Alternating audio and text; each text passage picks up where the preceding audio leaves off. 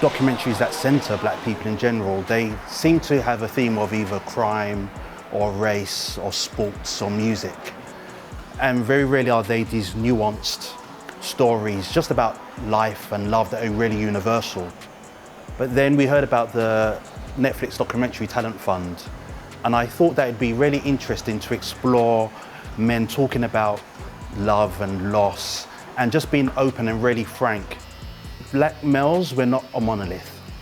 We're very different, we have different backgrounds, different experiences. And I think in this film, that's what I wanted to demonstrate. The fact that we are all so different than the stereotype that we do see on our screens, you know. As men, we're not afraid to show our emotions. I think there's a stigma around that, about being vulnerable, about being open. And it was interesting that these guys, these men, wanted to smash those stereotypes. Originally, it was just supposed to be 5 men, but we had so many great contributors and the potential was amazing that we made it 6. And I really can't take much of the praise about having them open up because they all really wanted to.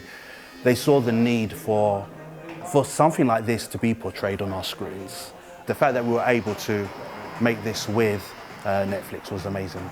When we were shortlisted to the last 21, I think, we went in for an in-person pitch, which again was nerve-wracking but really fun. I think to get an audience with some of the judges who are, you know, Oscar-winning producers, Emmy-winning producers, and people at the front of culture was a real privilege just to be in a room with those guys and to discuss our idea. And I think just having that opportunity, I think we left there, myself and my partner, my producer, Precious Mahaga, really wanting to go ahead and make this film regardless. What I'd like our audience to feel is maybe a little more closer to this community. You know, there's a black barbershop on every high street. It's almost like family, so it's always there. And you know, you go there from when you're younger and you're taken there by your dad or your older brothers. But you realize that it is like a family.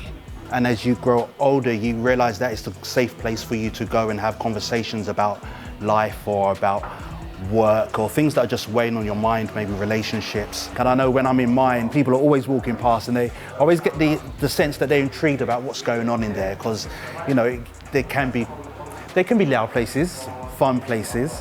And these guys as well represent people that we all know. You know, they are our neighbors, they're our colleagues, they're the person that we see in our commute. So I want there to feel like there's some familiarity to these guys and to this community.